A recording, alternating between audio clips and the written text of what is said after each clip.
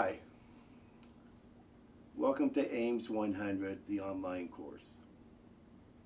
My name is Carlos Adams. I'm going to be the instructor for this course this quarter.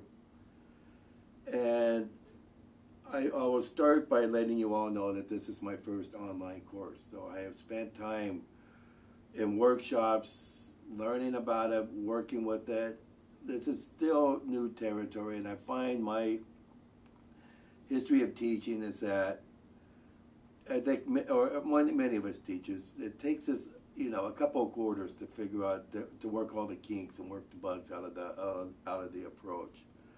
So I'm asking you to bear with me. I've recorded a number of video lectures, like the one you're watching right now. I found out that I'm not very good in front of the camera. I feel a little apprehensive and a little nervous, as most of us do.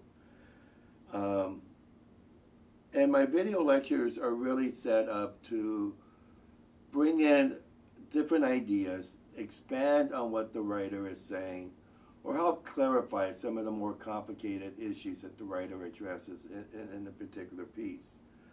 I hope I've done this effectively. I hope I've made things clearer for you.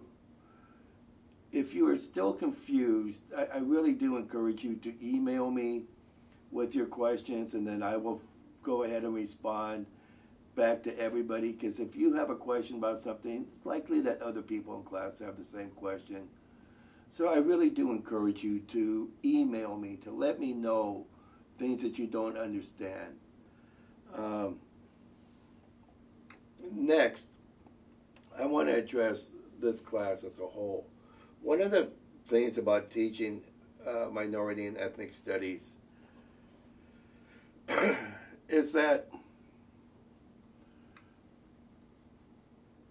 these issues are very personal and very emotional, and people have very strong opinions about these ideas that you'll be reading about or hearing about throughout the course of this quarter. Because of that, I ask you to just keep an open mind. My goal in this course, as I tell my students in the face-to-face class, is not to have you believe everything that I or the writers have to say.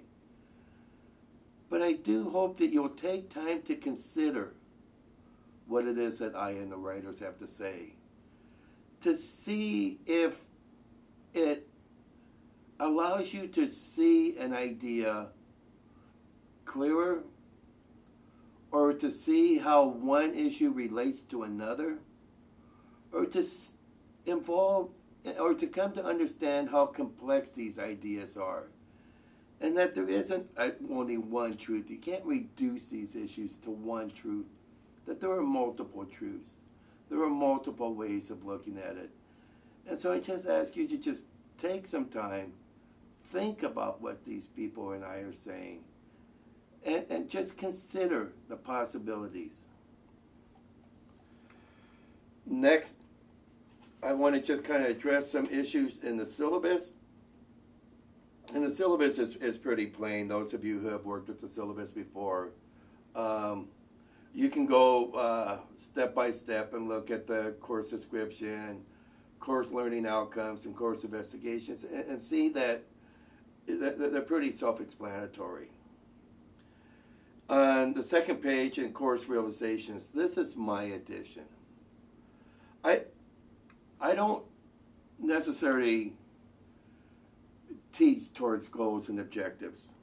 One, I find them very linear, and I find them very result-oriented.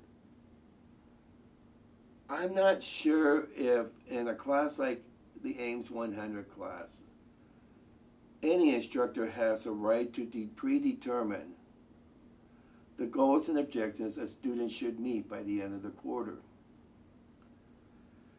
Because of that, I teach towards what I call realizations. And that consists in there that I choose this term over goals and objectives because I believe that learning about the cultural fabric called the U.S. is a lifelong process, not a goal and objective you can measure over the duration of a quarter or over a semester.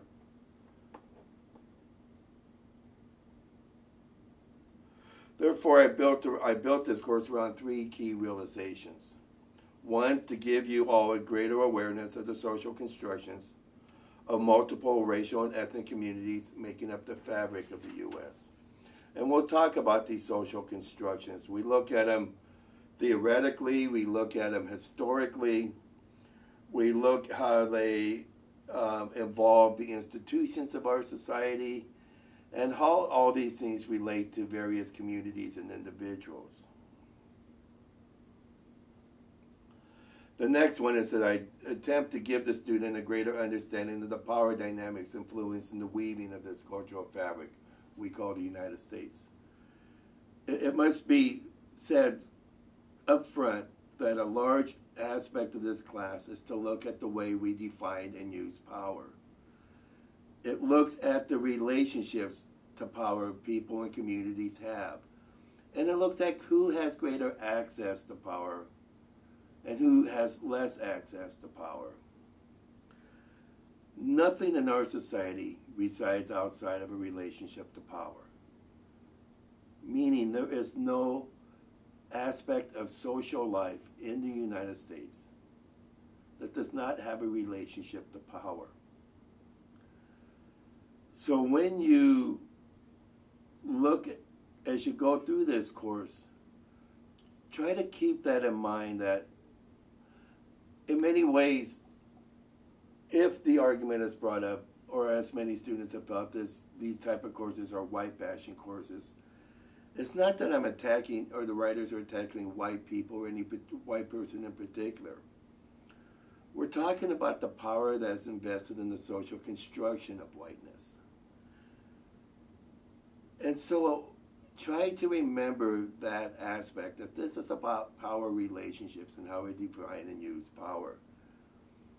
Third, is to give the student a greater appreciation of his or her own position within the threads of this fabric. This course is not a third-person, non-biased approach to education. This course is very much premised on the issue of self-reflection. And in the video concerning the banking concept and problem-posing concept of education, that's your first reading of this class, I talk more about that idea. It's very much a self-reflective thing. I really am looking to what this information means to you, how it's affected what you believe, or how it's affected how you see yourself as a person, or how it's affected how you see society as a whole. What changes have you gone through? What things do you disagree with? What and why? What things do you agree with and why? I really want this course to become more personal. I really do believe that nothing changes in society unless the changes first begin within the individual or community. So this type of self-reflection is a very important aspect of this class. Your writing assignments are all based on this idea of incorporating what you'll find out to be critical self-reflection.